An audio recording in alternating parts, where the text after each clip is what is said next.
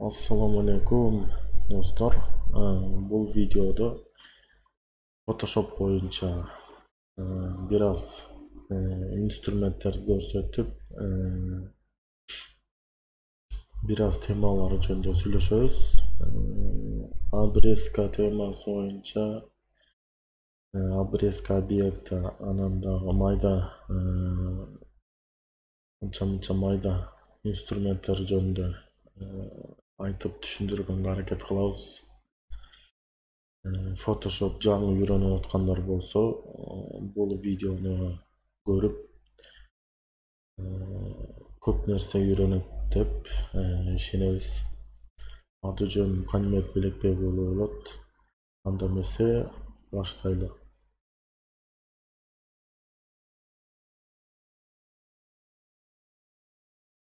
Так, мына достор, Photoshop ачып уже эки сүрөт даярдап койгом. Эки сүрөт биягында өзүнчө файл даярдап койгом. Керек болуп калышы мүмкүн. Так, достор, бул сүрөттөргө кукланы билесиңер. Көп эле билсе керек. Азыр Игра кальмар деген кинодогу куклада Google'dan ошол сүрөттү таптым, жана могу сүрөттү таптым. Бул площадь баарыбыз эле билебиз. Бишкектеги площадь. Бул кукланы, эми Игра кальмарда кукланы Бишкекке алып келиш керек да. Бишкекке алып келиш керек. Ал үчүн биз биринчи эмне кылабыз? Обрезка кылабыз. Ошо жөнүндө азыр кандай кылат, кантип алып келсек болот, ошонун баарын көрсөтүп беребиз. Так, спутник дейт мына жагы. Спутник дегенде өчүрүп деле салсак болот. Мисалы үчүн ушундай өзүнчө бир лишний объекттер болсо, өчүргүңөр келсе, ошону кантип өчүрөт деп билбей жатсаңар, ошол жөнүндө дагы көрсөтүп берейин. Мен өзүм кандай кылып өчүрөм, ошолорду дагы. Много точечное восстановление кисть. Ушул менен деле өчүрөм, ушул менен өчүрүп көрсөңөр болот. Так, мына өчүп атат. Өчтү. Спутник деген неме өчтү. Анан кийин могу жакта бир нерсе так калып калган. Нелер булар? Тактарбы? Так, мына мисалы үчүн мына сары машинаны эгер өчүрө турган болсоңор, дагы сары болот. Бул эми постоянно баягындай идеальный кылып өчүрө албайт да. Мен билишимче, карасаңар кайра сүрөт пайда болуп калып атат. Ушинтип кайра сүрөт пайда болуп калышы мүмкүн. Так, назад кылабыз. Редактирование. Шаг назад. Шаг назад.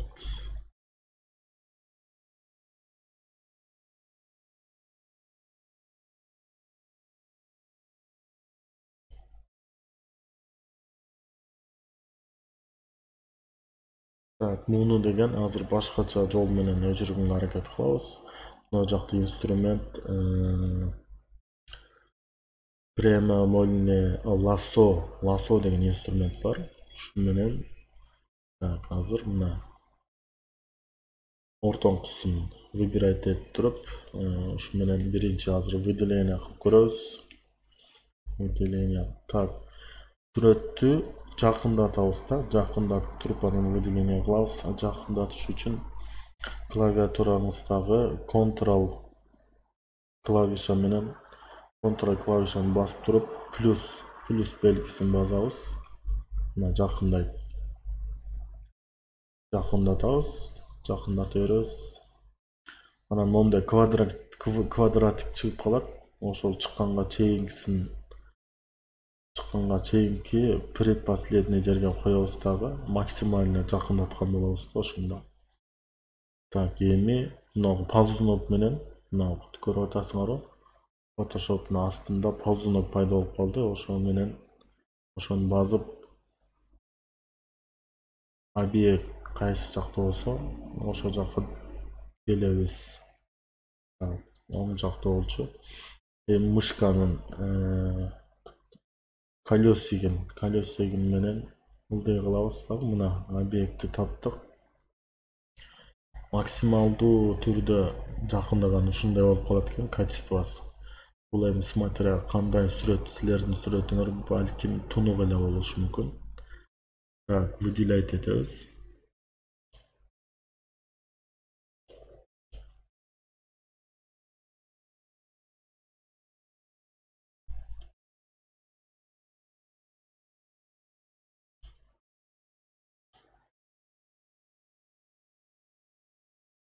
Достор, мен аябай профессионал фотошопер, фотошопту жакшы билем деп эч убакта айта албайм. Анткени мен самоучкамын, өзүм эле ошол нерселердин баарын өзүм эле үйрөнгөм. Кантип десеңиз, YouTube деген жакшы платформа бар, билесиздер. Ошол жакка кирип эле, ошол жактан издеп эле сабактарды көрүп үйрөнгөнбүз. Эч кандай курс барган эмеспиз. Жөнөкөй эле базовый эле знанияларым бар десем болот. Так, мына мондай выделять эткенде мондай тоголок пайда болуп калат инструменттин жанында. Ошондо тийгизебиз да, эки жагын, баш жагы менен аяк жагын тийгизебиз. Тийгизгенде мондай болуп выделять этилип калат. Так, выделять этилгенде delete клавиатурадан delete дегенди басабыз. Мондай болуп чыгып калат. Андан кийин окейди басабыз. Так, мына неме болду. Выделять этилди да. Выделять этилди. Эми кайра мышка менен бир жолу басып коебуз. Ошол жерде любой жерди бассаңар да болот. Так, мондай болуп калды. Кайра басып коебуз. Бул деле достор, бул деле жакшы неме эткен жок. Эми ушул боюнча кайра сүрөттү алыстатпай эле ушул боюнча жанагы точечный биринчи тандаган кист менен неме тазалап көрөбүз. Размери чоң болуп калды. Мышканын оң жагын басабыз. Размерин кичинекей кылсак болот. Ушу жерден размерин жылдырып, өзүбүзгө ыңгайлаштырып тандап туруп, андан кийин биякты басып өчүрө беребиз.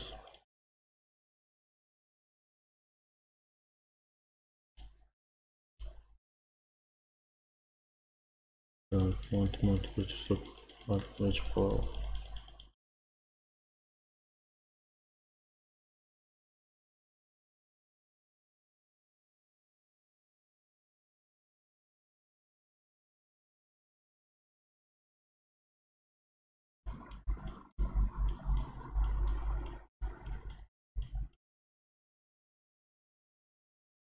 Жакшы өчпөй калды достор. Ошо жогоруда айткандай эле мен жакшы фотошопту жакшы билбейм. Болгону мен ошо кандай кылып ушундай учурларда кандай кылам, ошолорду эле силер менен көрсөтөйүн дедим эле силерге. Болгону ошол эле. Мына мисал үчүн өчпөй калды, жаман болуп калды. Биякта өзүнчө тактар калып калды. Муну деген дагы бир способ бар.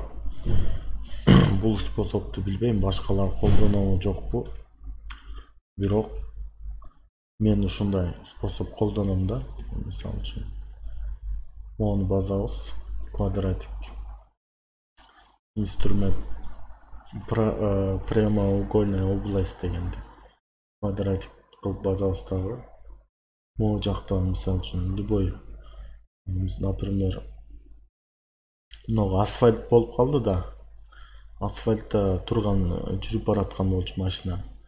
Ошо асфальтты Misal үчүн башка жакта деле асфальттар бар мына. Асфальттын өзүн, короче, мындай мышканы сол жагы менен басып, выделять этебиз дагы таза жерде, таза асфальт. Выделять этип туруп, анан редактированияны басабыз, копировать деп басабыз. Копировать. Потом так. Редактированияны басабыз, вставить кылабыз. Мына, вставить. То есть, маякта таза жерде асфальт, эч кандай машина жок, таза жердеги асфальтты алып келип туруп ушул жакка коюп койдук. Ушундай кылсак деле болот, в принципе. Билинбей калат да. Билинбей калды. Билинбей калды. Биякта машина жок болгондой эле болуп калды. Ал эми могу немелерин, могу өзүнчө бир ийистер калбадыбы, ошолорду жанагы точный восстанавливающий кисть деген менен кылып койсок болот. Бирок азыр кылсак болбосо керек. Азыр болбой калат. Шаг назад кылдык. Так, сүрөттү алыстатыш үчүн контролду басып, минусту басабыз. Минус.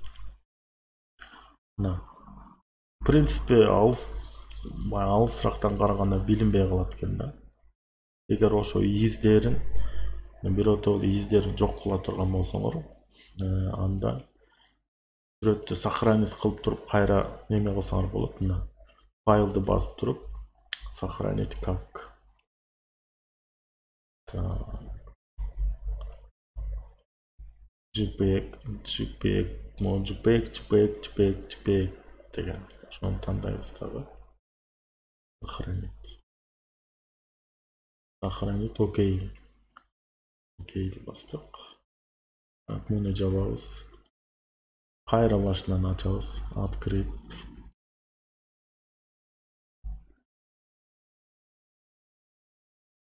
Окей. Мына жанагы биз жазган машинаны жок кылган сүрөт мына сохранить ушул бойдон сохранить болуп калды. Эми сохранить болгондон кийин жана точный восстанавливающий кисть инструмент менен эми неме кылабыз, эми жанагы ийиздерин, калган ийиздерин жок кылганга аракет кылабыз. Ctrl плюс кайра.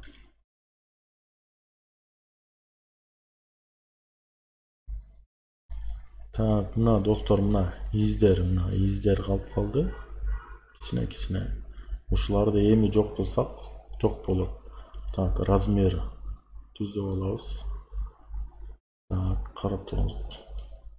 Көрдүңөрбү? Мына ийиздери жок болуп атат.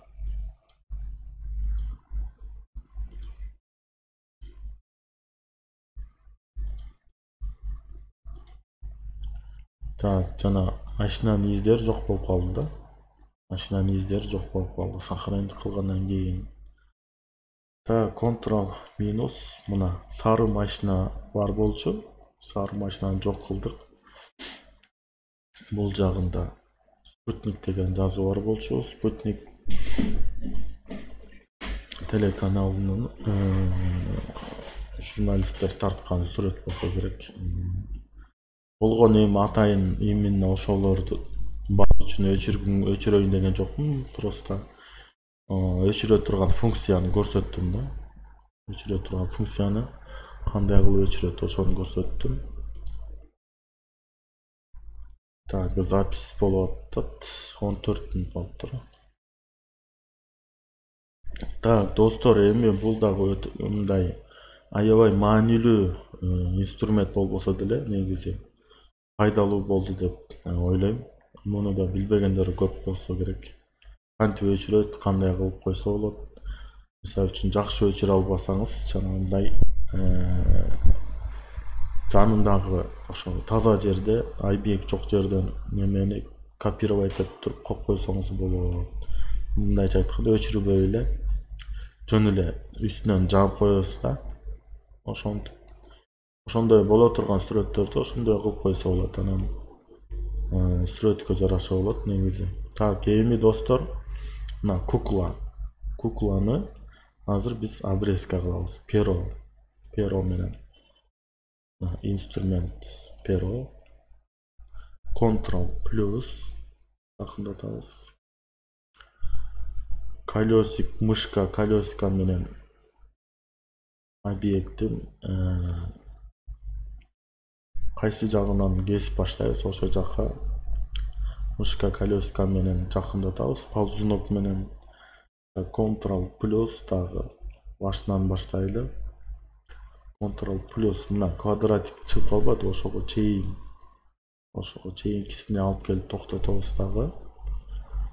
Мына максимальный размер жакындатканда бул деле ошо пикселдер көрүнүп калат, бирок көрүнсө деле эме кыла беребиз, обрезка кыла беребиз. Так, достор, эми бул обрезка көпкө чейин созулушу мүмкүн, ошон үчүн бул жактарын мен монтаждан тездетип түрдүрүп салам да.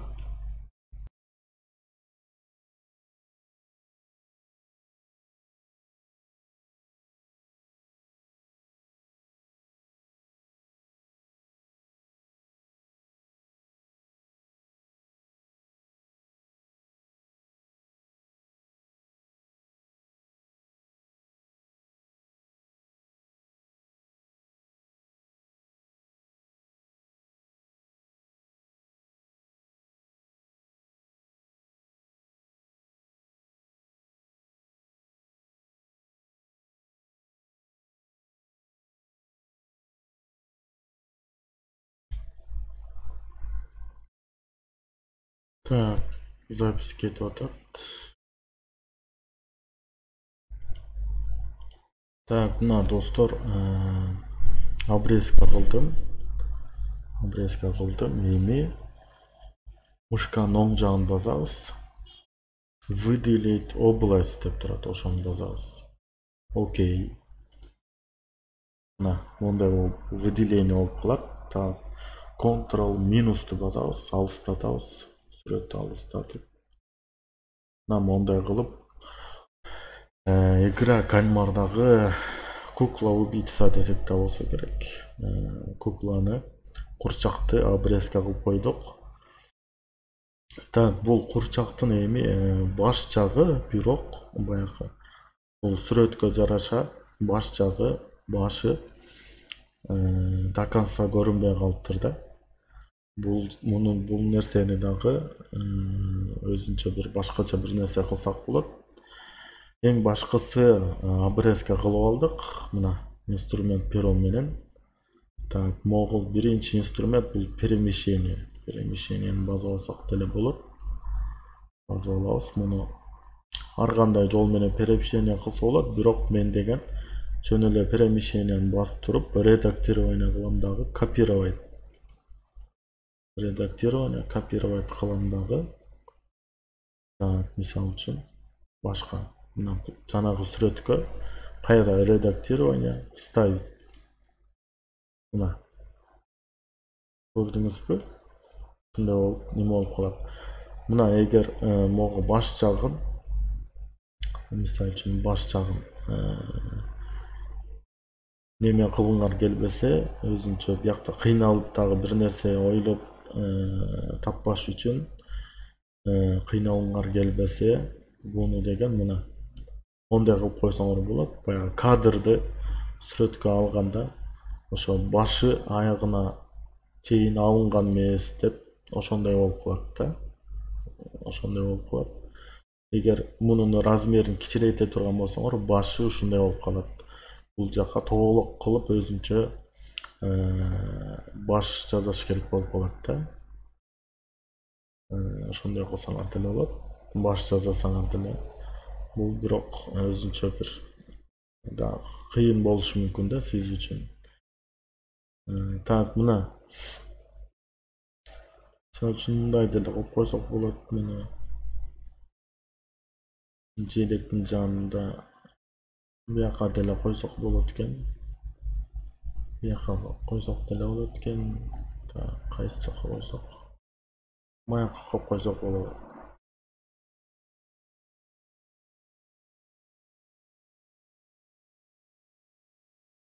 Ушул жакка коюп койсок деле болсо керек. Так, муну деген мына ошо перемещение деген инструментти базып алып, ошо ар кайсы жакка жылдыра бересиңер. Көрдүңөрбү? Так, муну деген эми кандай кылсак болот? Муну мындай контурный немелерин, контурларын неме кылса болот. Мына слои дегенди оң жакты базасыңар дагы. Мына слой 1 деп турат. Ошону эки жолу мышканын сол жагы менен басасыңар. Так, мондай чыгып калат. Муну деген тейин кылсаңар болот, тейин. Мына тейин көлөкө болуп калды да, көрдүңөрбү? Объект көлөкө болуп калды. Тейинди дагы регулировка кылса болот. Аябай тейин 100% тейин кылып, болбосо кичине эле кылса деле болот. Анан угол, мисалы үчүн тейин кайсы жагында болот, например. Угол. Тейинди оң жагына өткөрсөңөр болот. Сол жагына, ошондой эле үстүнө, астына. Мындай тейин кылсаңар болот. Бу да өзүнчө бир жакшы функция десек болот. Смещение деген бар. Тейинди, мисалы үчүн тейин алысыраак кылып койсоңор да, көлөкөсүн алысыраак. Размах деген бар. Размах дагы жакшы.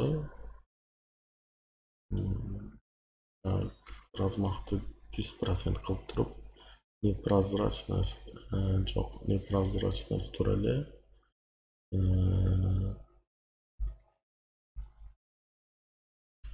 Смещение дегенде болгону, смещенияны азайтып койсок болот экен.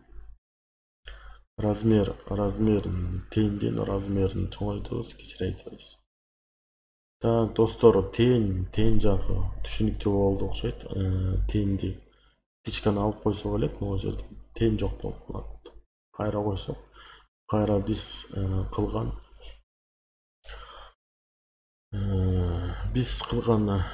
жактан кайра ошол жакка туруп калат. Птичканы алып коелу. Так, тейинди көрсөттүк. Обводка да жакшы нерсе. Көбүнчө обводка кылышат блогерлер. Так, мына цветин тандасак болот. Кара, ак, көрдүңөрбү? Ак болуп калат. Курчак. Кызыл кылсаңар болот. Көк кылсаңар болот. Жашыл.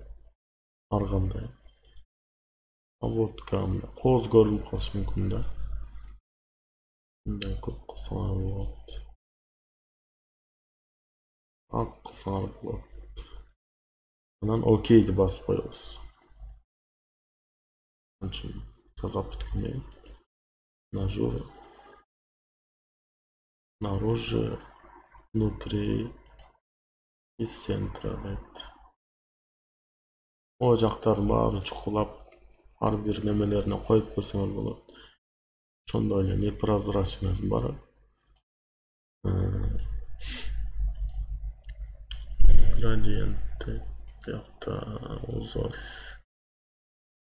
Свет деген деле кылам. Так, мына обводка деле түшүнүктүү болсо керек. Анан кийин внешнее свечение деген бар. Внешнее свечение. Внешнее свечение койсоңор болот. Мына экран деп турат. Мен көбүнчө линейный осветлитель деген коем. Так, непрозрачный 100%ке коем. Анан бияктан свет тандасаңар болот. Жанагындай эле обводка сыяктуу.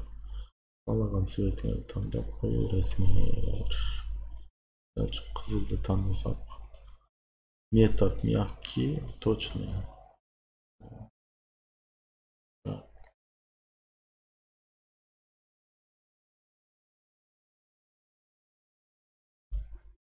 Мурун көбүнчө ушундайларды колдончумун. Внешнее свечение деген бул өзүнчө кооздосоңор болот. Негизи контурный свет деп коет. Бул контурный свет өтө кыйын жасаган. Ошо контурный свет сыяктуу болуп калышы мүмкүн да бул. Onday kılıp, например, контент. Так, достор, ушундай кылып курчакты ар кандай обводка, тең менен ар кандай кылып кооздосоңор болот. Бирок мен антип кооздогум келбей атат. Болгону силерге үйрөттүм. Азыр башкача кылып деле кооздосо болот. Так, птичканы алабыз. Кереги жок, эч нерсе кереги жок. Окей. Так, кайра муну киргизип коебуз бияка. Мешать этпеш үчүн.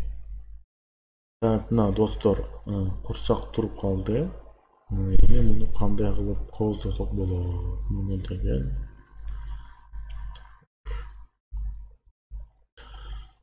Муну ушул бойдон сохранить кылабыз. Мисалы, сохранить как JPEG сохранить басабыз. Уже существует ошонун ордуна эле кайра ошону. Да. Окей. Болду, муну өчүрсөк болот. Бул курчакты деле өчүрүп салалы. Же болбосо керек болуп калышы мүмкүн. Мисал үчүн ушундай обрезка кылдыңар да, обрезка кылганда көбүрөөк убакыт кетип калды.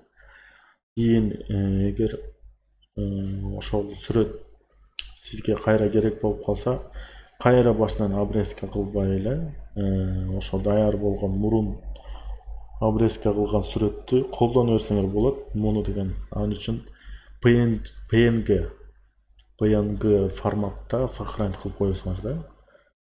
Так, азыр көрсөтөм. Мисалы үчүн мына создать өзүнчө. Создать неме кылабыз дагы, мына создать ак парак создавать этебиз. Анан муну мисалы үчүн копировать, редактирование, копировать. Потом редактирование вставить кылабыз. Ак парак алып келебиз да, ак паракка. Анан слои дегенди басабыз. Бул жактан так. Бул жактан могу курчак турган эмес, ак парак турган жердеги могу көзгө окшогон жерди басабыз. Мына көрдүңөрбү? Бассак ак немелерин баары жоголуп, прозрачный фонго айланып калды.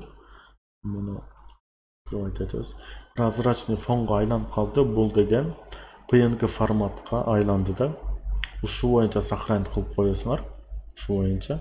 Кийин өзүнчө бир дагы бир значокторду жазай турган болсоңор, сүрөттөрдү жазай турган болсоңор, ушул курчак дагы керек болуп кала турган болсо, аны кайра башынан кезип отурбай эле ошол сохранить эткен PNG форматтагы курчакты ачып туруп, открыть деп ачабыз дагы, анан копировать этип колдоно беребиз. Мисалы үчүн карап тургула мына.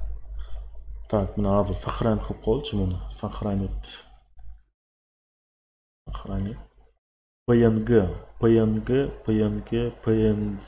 PNS деп турат. Ушуну тандайбыз. PNS. Анан кийин так, бияка курчак деп жазып койсок болот. Курчак. Так, PNG. Курчак PNG деп койсок болот. Сохранить. Окей.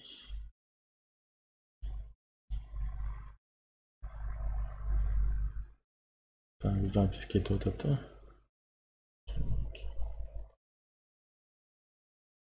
Мына PNG форматта сохранить кылдык. Муна кереги жок эми. Мына мисалы үчүн ошо курчак керек болсо, мына PNG формат болуп калды. Аны билиш үчүн жөн эле курсорду алып келсеңер, мына PNG деп жазылат. Көрдүңөрбү? Ошону басабыз да, мына ушундай болуп ачылып калат. Муну деген мындай кылып копировать этебиз. Мына квадратик менен эле мышканы кой бербей басып, сол жагын басып, мындай кылып копировать этебиз, выделять этебиз дагы. Анан редактирование, копировать кылабыз. Анан любой жакка кое берсек болот. Мына Бияка койдук.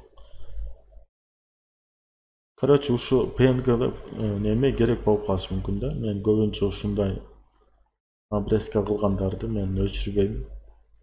Керек болуп калышы мүмкүн да. Ушундай кылып сохранить кылып коём. Так, мына достор. Мындай болуп калды. Муну деген мисалы үчүн размерин тууралаш керек. Размер изображения. YouTube'тун размерине тууралаш керек. 1280 720 720. Короче, болбой атат да. Шылып размер болбой атат. Кандай кылсак болот муну деген? Мен кандай кылам? Ошону көрсөтөм азыр. Ат менен кылып коелу. Так. Жаңы файл создавать этебиз. Создать. Ширина YouTube'тун немеси 1280. Высота 720. Окей.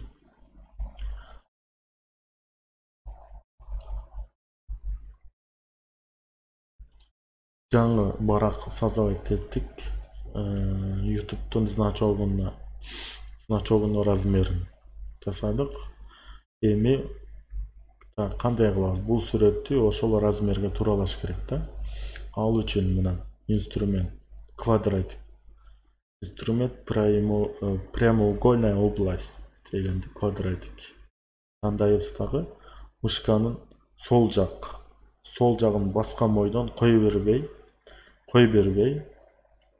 мына кой бербей, эң башынан баштап выделять этебиз, көрдүңөрбү? Эң башынан баштап аягына чейин мышканын сол жагын кой бербей выделять этебиз дагы, анан кийин кой беребиз. Мына кой бергенде выделять этилип калат. Эми редактирование басабыз, копировать. Редактирование, копировать. Так, эми жанагы баракка редактирование ставить кылабыз. Так, ставить. Бирок размери кичинекей болуп калды. Так, перемещениени басабыз. Так, размери кичинекей болуп калды. Эми муну чоңойтсок болот. Кайра редактирование. Трансформирование. Масштабирование. Ушундай кылабыз. Редактирование, трансформирование, масштабирование.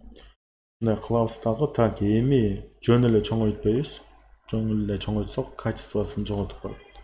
Shift клавиатурадан shift дегенди басабыз. Басып кой бербей турабыз да. Ошол сүрөттү чоңойткончо shift'ти басып кой бербей турабыз. Так, shift'ти бастым. Так, кеттик.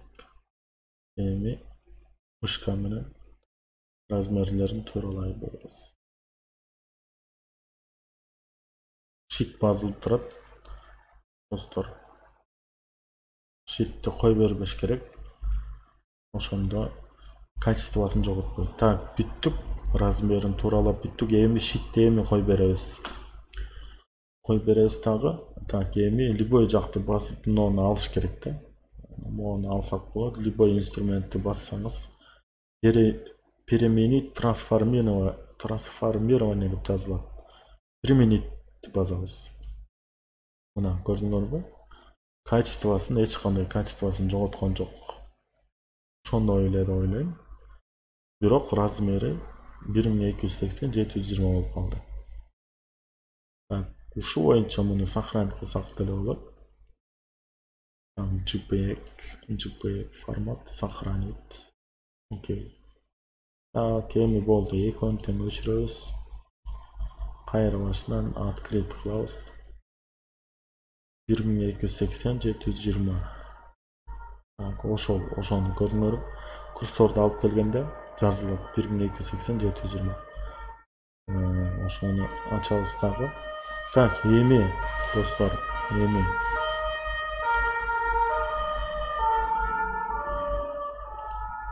Eң кызыгына келдик десек болот. Так, эми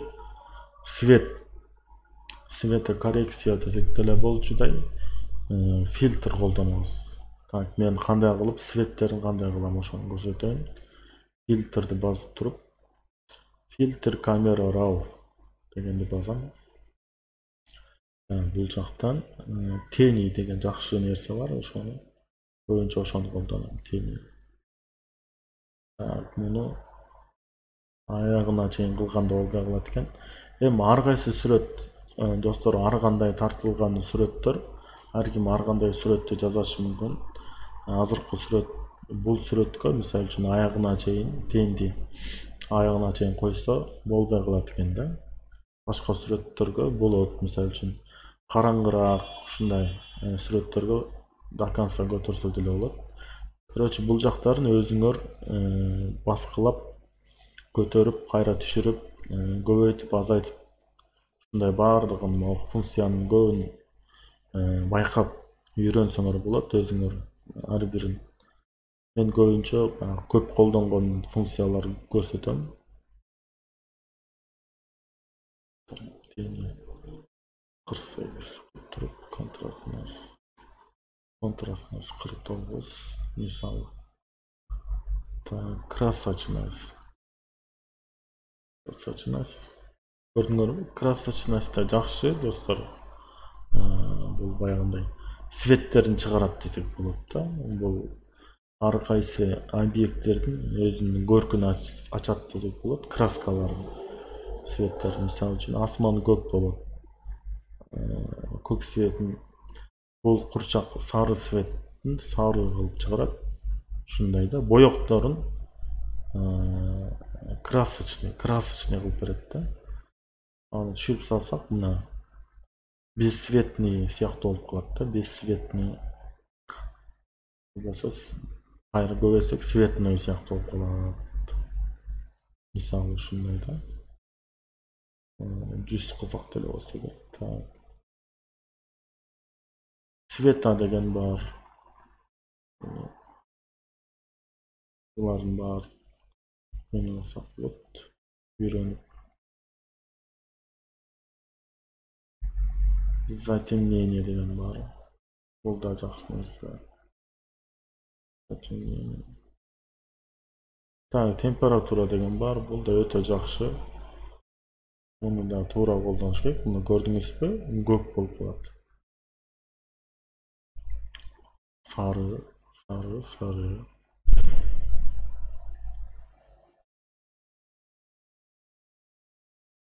Так, оттенок. Бул деле ошол сыяктуу десек болот.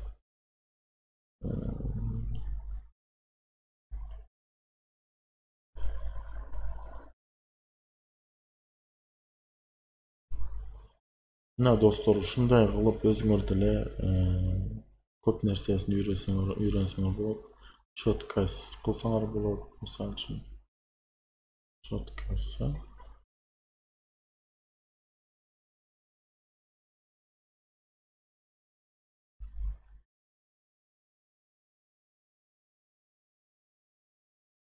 Так, мисалы үчүн ушундай кылып жазадык деп коелучу. Окей, настройка. Биринчисине салыштырмалуу жакшы болду деп ойлойм. Жакшыраак свети жакшыраак болсо болду болуш керек. Ошо көбүнчө мен ошо камера raw менен эме кылам, светтерин. Анан кийин негизи свет темасы Photoshop'та өтө кеңири тараганда, өтө көп функциялар бар. Ар кандай светокоррекция көп светокоррекциялар бар. Ар кандай инструменттер менен кылсаңар болот. Мен бирок ошо фильтрга кирип туруп, мына фильтр камера raw деген бар, ошо менен кылам да. Почти бүт эле сүрөттөрүн ошо менен кылам, светтерин. Так, бул жака эми кандай кылып коздосок болот муну деген. Текст жазыш үчүн мына тыны басабыз. Дагы. Так, эмне деп жазып койсок болот?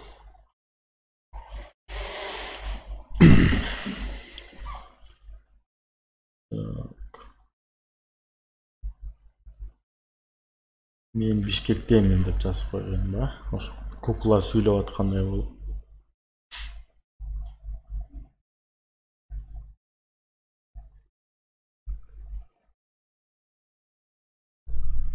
Мисалы үчүн кукла сүйлөп аткандай кылсак болот. Ал үчүн мындай эмелер бар го, жана мультиктерде өзүнчө бир атын унутуп койдум, эмне деп коет.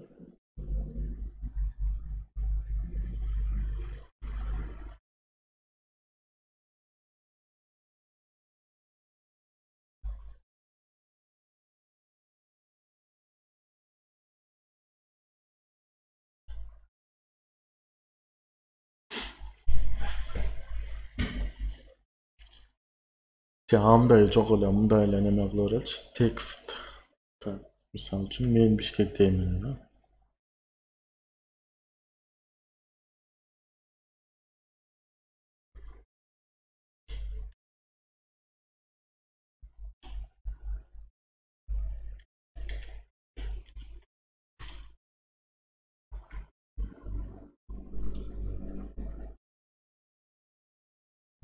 Улам записти карап аткан себеби могу записти деген мен кнопкага, клавиатурага бир тамга, англисче П тамга коюп коюп турмун. Ошон текст набирать этип атканда басылып кеткенде өчүп калышы мүмкүн да, ошон үчүн карап коюп атам. Так, запись кетип атат. Мына мен Бишкектемин деп жаздым. Размер кичинекей. Чоңойтуш үчүн Ctrl-ды басабыз. Басып турабыз дагы, мына мондай чыгат. Мышка менен кармап, мышканын сол жагын басып кое бербей чоңойтобуз. Мен Бишкектемин.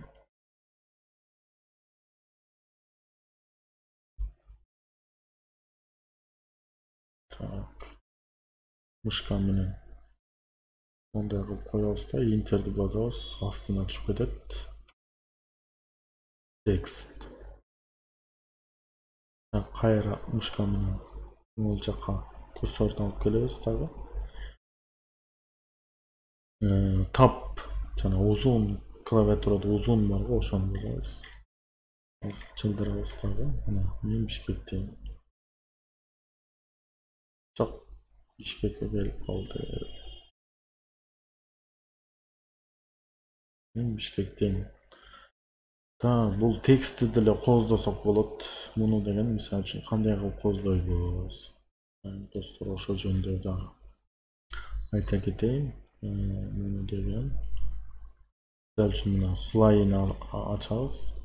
Кайра башынан создать новый слой кылабыз, например. Дагы бир слой создать этебиз. Анан кист тандайбыз. Инструмент кист. Так, мышканын оң жагын басабыз. Мына размер, кисттин размерлери буякта. Так, достор, анан кийин негизи Photoshop'тун могу жаңы версияларында кисттин түрлөрү болот. Көбүнчө эч кандай плагиндер көчүрбөй деле ошол жерден жакшы кисттерди тапсаңар болот. Мына ал үчүн мына могу настройка сыяктуу турбай ошону басабыз. Мына бияктан кисттин түрлөрү бар. Сухий кистмы дегендер, природный кист, широкий, мокрый кист дегендер бар. Ошолорду тандайсыңар дагы. Анан жаза бересиңер. Мисалы үчүн кистмы дейт. Окей. Кистмы көбүнчө ушундайды колдоном, мен кээде ушундай колдоном да. Мисалы үчүн мына 44-чүнү тандап туруп, так, азыр жазып көрөбүз. Так, кайра редактирование, шаг назад.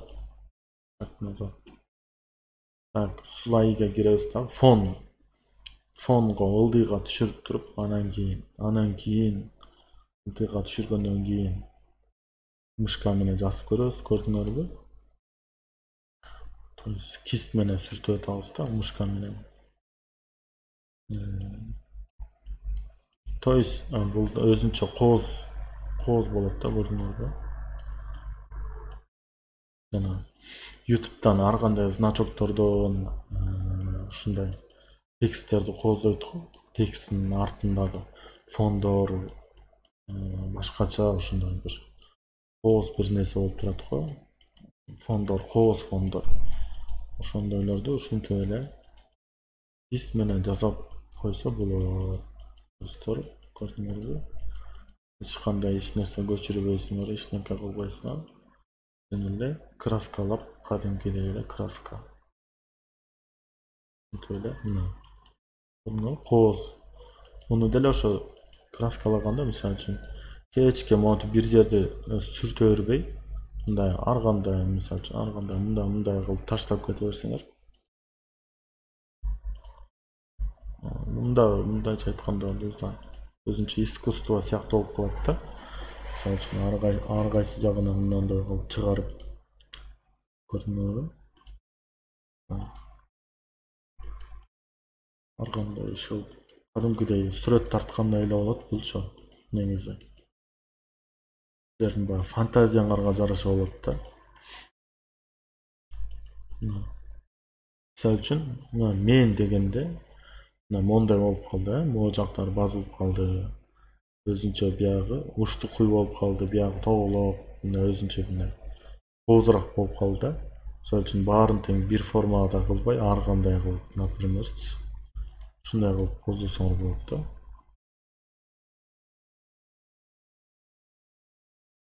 Ушундай болот.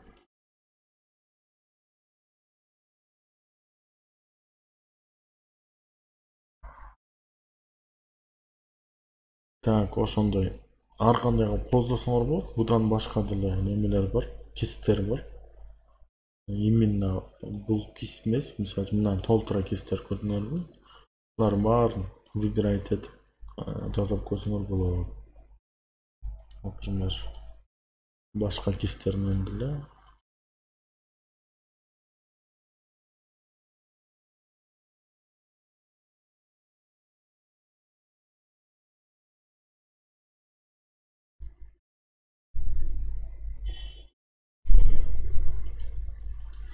Шаг назад кылып неметем да мен. Ошону сразу эметкенди билбейм да.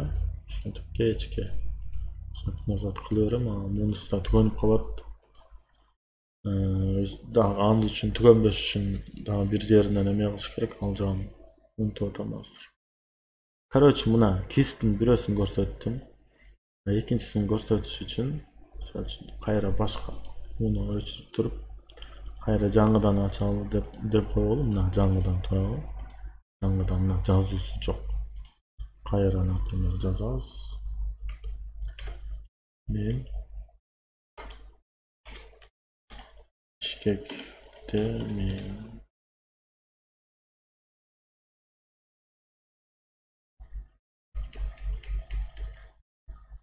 тап uzun tap деп коет, uzun клавишаны басып чылдырабыз.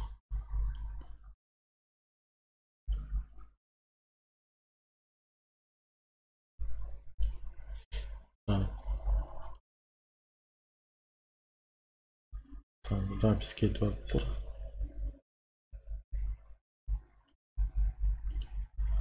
Так, мен Бишкектемин. Эми дагы так, открыть слой, создать слой, новый слой. Так, создать новый слой деген бул ушинтип неме кылсаңар болот да, бул өтө жакшы.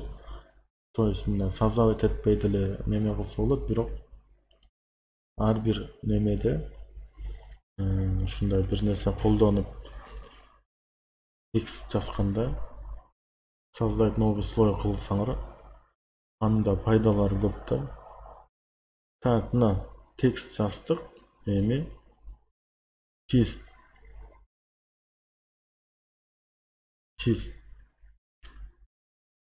башкача кисттерди тандап көрөбүз. Мисалы үчүн 60-чы мындай бул кистте көрдүңөрбү, башкача. Так, мынакта бир кист бар болчу да, таппай атам. Көбүнчө ошону колдончумун. Так, бул деле жакшы окшойт, но Mokriy pis siyahtı bolçu. Bul деле аябай эме болуп калат экен, коюу болуп калат экен.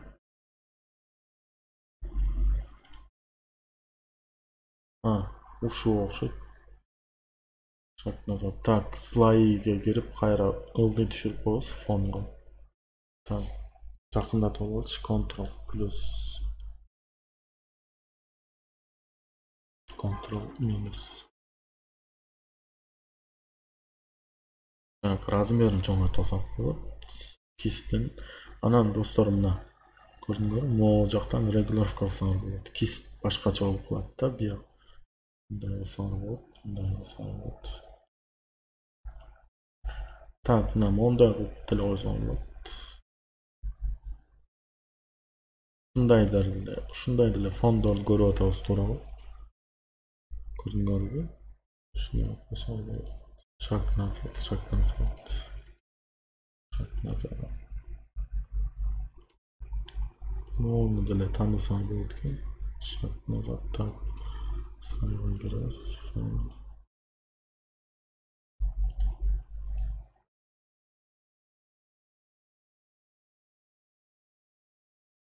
Так. Бул деле аябай кооз болуп калат экен, көрдүңөрбү достор?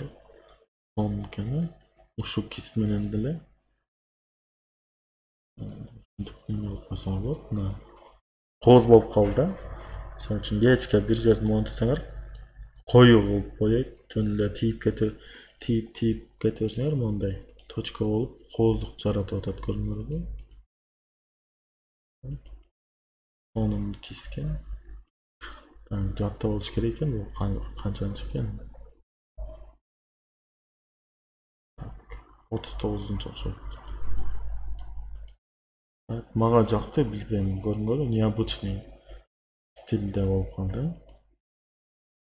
Так, эми мен дегенди кылалы. Так, мен. Муну деле жөн эле басып кое берип, мышканы басып кое берип, басып кое берип, басып кое берип. Так, басып кое берип коебуз. Же болбосо, так, шаг назад. Эмени размерин кичирейтебиз дагы. Өзүнчө мынтип чийип коебуз. Мынтип чийип коебуз да. Анча болгондо шаг назад, шаг назад.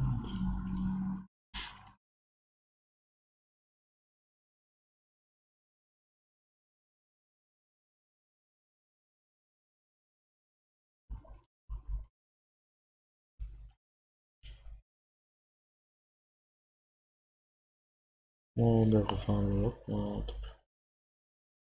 Анча болот экен. Чыгылып бул достор, бул творческий жумуш да, көрдүңөрбү? Творческий. Өзүңөрдүн творческий неме, ар ким өзүнүн каалагандай кылса болот да. Каалагандай кылып кооздосо болот. Только ушундай кылып кооздо деп эч ким айтпайт. Ар ким ар кандай кылып кооздойт. Творческий жумуш болуп калат да. Көрдүңөрбү? Сонун кис экен, мен мурун негедир муну көп байкабаптырмын. Так, мына көк фондо ак жазуу, анан тексттин задний фон кызыл цветте болду. Анан кист мына 39-нчу кист. Мына жактан маленький миниатюра дейт. Ушуну тандадым беле. Кист М деген болуш керек эле. Чыгылып ошо 39-ту мондай болуп турган жерден таап туруп ушундай кылып койсоңор болот. Ctrl минус. Сонун көрүндү деп ойлойм, достор. Силерге кандай көрүндү? Так, запись кетип атат. Сонун болуп калды деп ойлойм. Так, эми муну деген тексттин өзүн дагы кооздосок болот. Ctrl плюс жакындап туруп текстин өзүн слайды.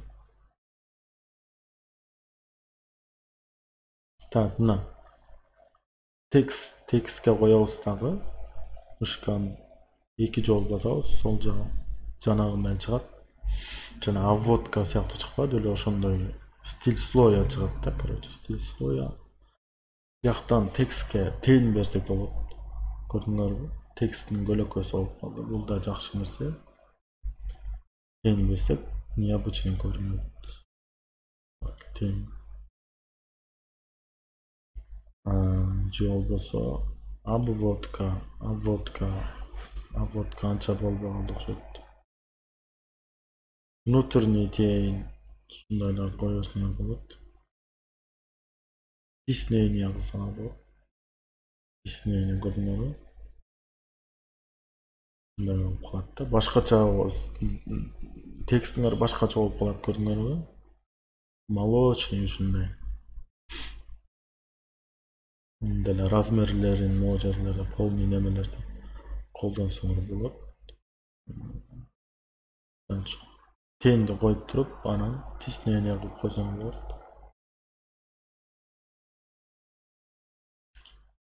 Көрдүңөрбү?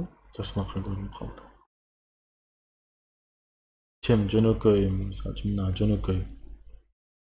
жөнөкөй жазуудан көрө тиснение анан тень кандай көркүнө чыгып атат. Окей. Жөнөкөй текст башкача болуп калды. Көрдүңөрбү? Мен Бишкектемин. Бишкекте болсоң жакшы болуптур деп калган. Жакшы текст болду да, туурабы? Мен Бишкектемин. Кукула Бишкекте экен.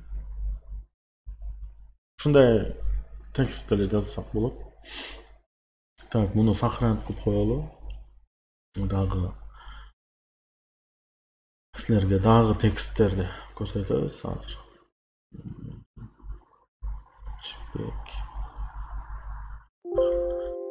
Хотите заменить его, да.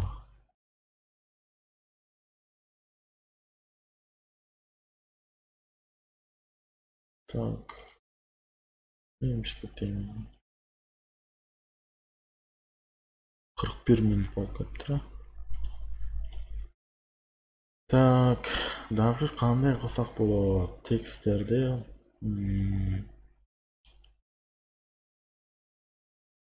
буга мисалы үчүн смайликтерди кошсок болот. Буга смайлик. Жана таң калып аткан смайликтерди. Смайлики. Удивление. PNG. Смайлик удивление, PNG. На. Картинкиге киребиз. Нога коебуз.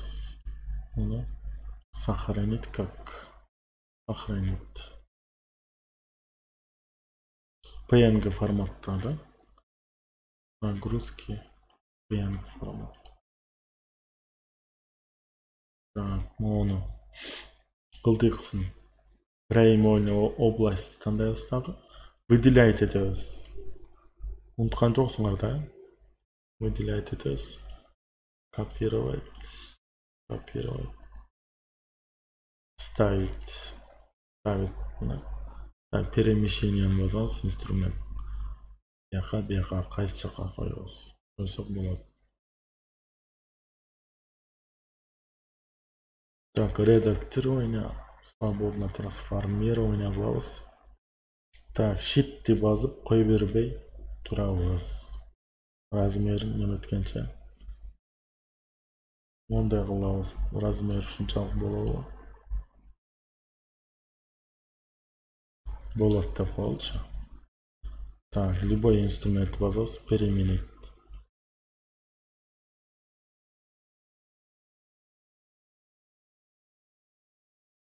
Так, муну деген башкача трансформирование, редактирование, трансформирование, свободное трансформирование. Айландырсак болот. Айландырып мына Мындай кылып деп айландырдык. Мен Бишкектемен. Смайлик шок. Фильтр камера раф. Смайликти дагы. Мына койсок болот. Цветный. Четкий. Мен Бишкектемен.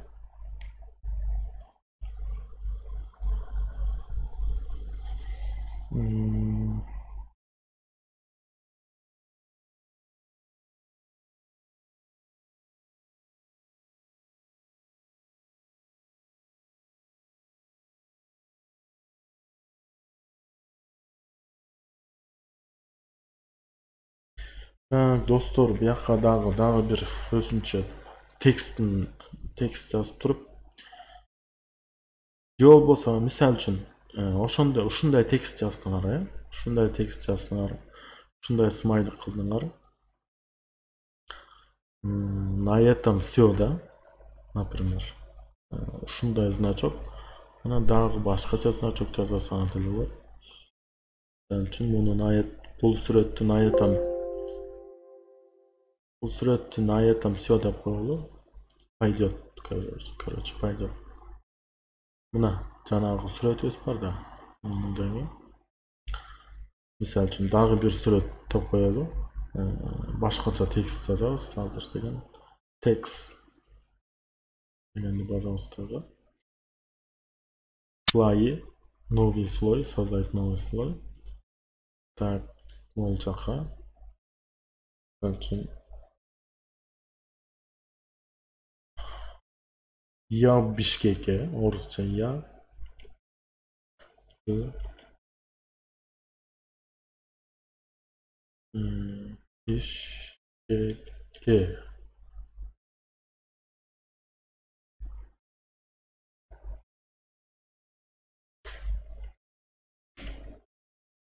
Я в Бишкеке. Ctrl-ды басып туруп чоңойтабыз. Я в Бишкеке. Бул деген баарын тең чоң тамга менен жазсак болот. Я в Бишкеке.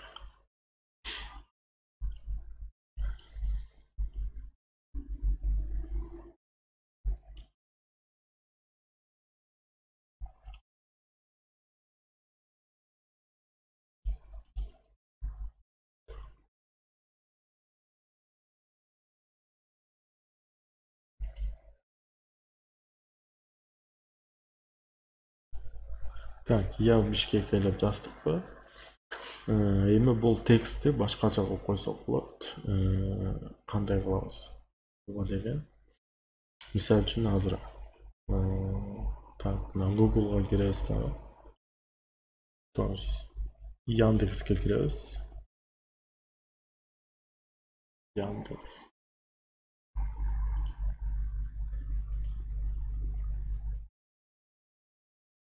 Текстура деп жазабыз. Текстура. Картинкага киребиз.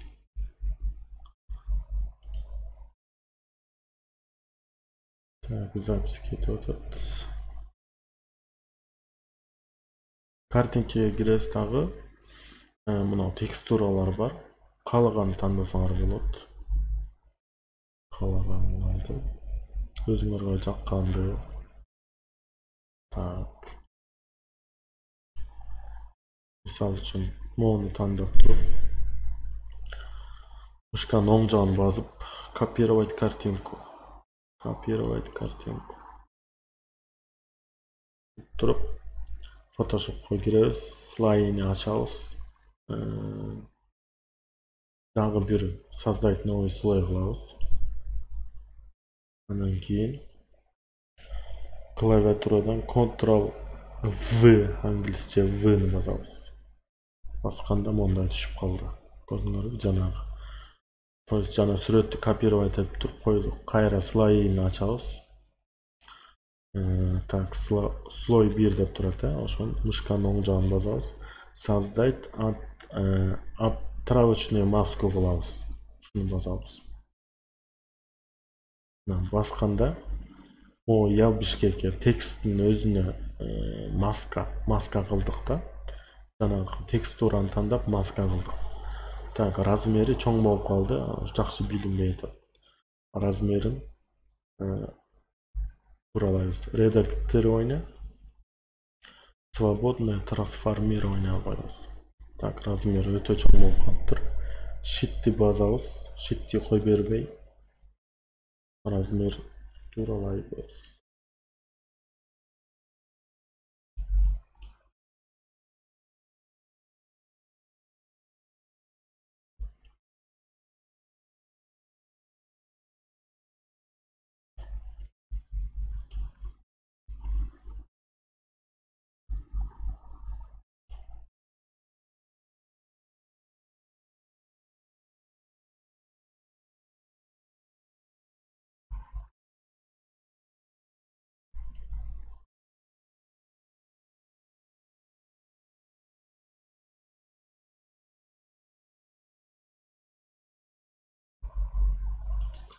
Так, мондай тууралап туруп, shift'ти кой беребиз дагы. Любой инструмент басып переменить кылабыз. Мына көрдүңөрбү, достор? Ctrl плюсту басып жакынатайын. Жазуу башкача болуп калды. Текстура менен жазылган жазуу болуп калды.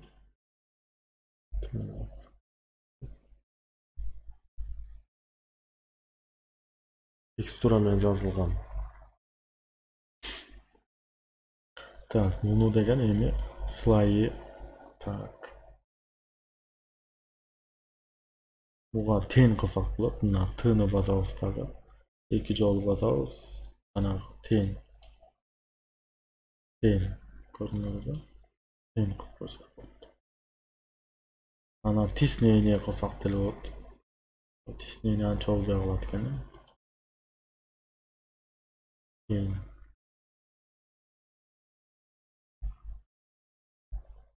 Же болбосо тен деле анча болбойт окшойт. Жана неме менен кылып койсок болот, кооздоп. Так, азыр көрсөтөбүз. Так.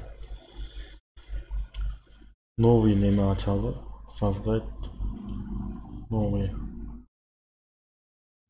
слой. Ачып туруп. Так, кисти тандайбыз. Кис менен вперед, шаг назад. Онго кылып туруп. Шаг назад. Так, мына кис жанагы кис боюнча түрөбүздүн цветин тандайбыз. Цвет мына кызылды. Так. Ак цвет кылабыз. Могу жерин бассаңар деле ак болуп калат мына. Ак. Мына көрдүңөрбү? Так, муну боесоңор.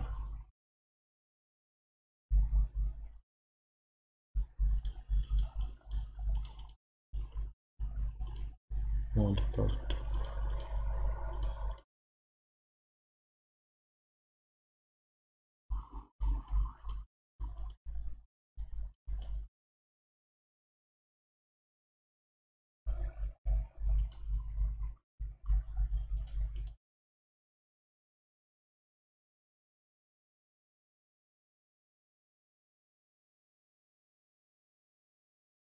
Я Бишкекке деп кооздоп койсоңор болот.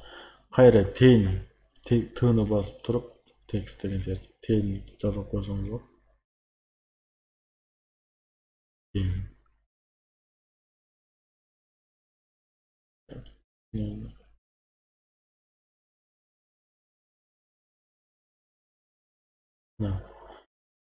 Башкача көрдүңөрбү? Башкача болуп калды деп ойлойм. Ушундай шедеврларды жаза берсеңер болот, достор. Ар кандай кылып, эксперимент кылып.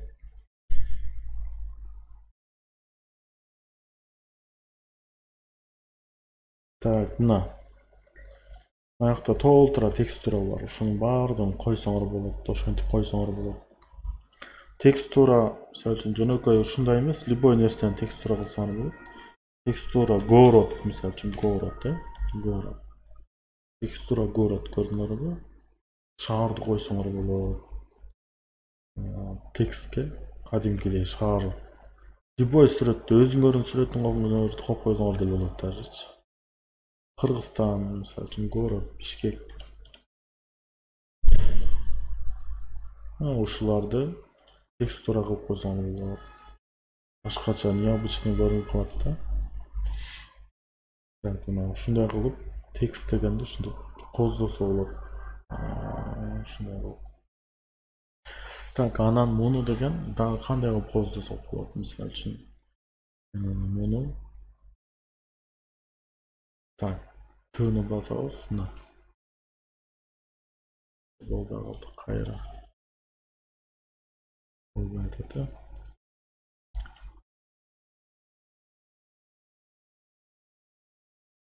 Onun için Bişkek tutup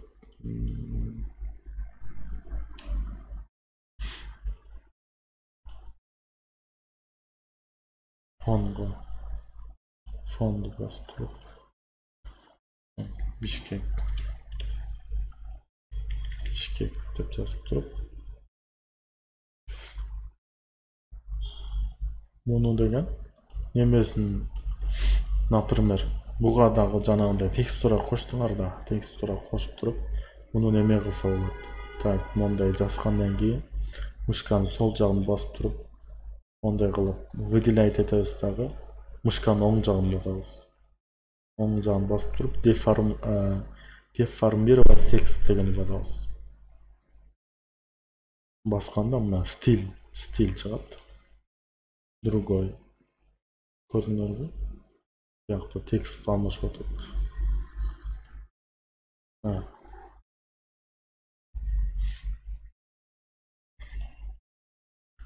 Аркой. Blank. Ruby glass дейт. Выпуклый. Волна. Ушундай. Мондай кылсаңар болот. Көрдүңөрбү?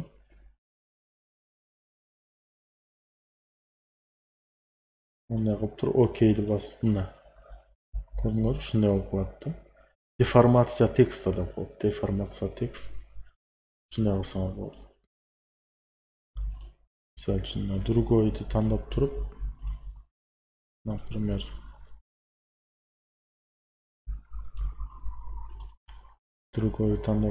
изгип мондай Бишкек деп мондай болсо,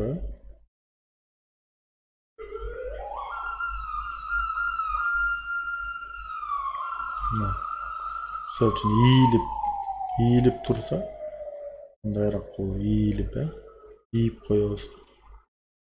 Бишкек, көрдүңөрбү? Ушундай ийип, например. Анан кийин жанагындай жашынакай кылып текстура кылып, ошону ушундай ийип деформация кылып койсо болот. Түшүнүктүү болду деп ойлойм. Ушундай деформация текста деген да бар да, ушундай нерсе да бар.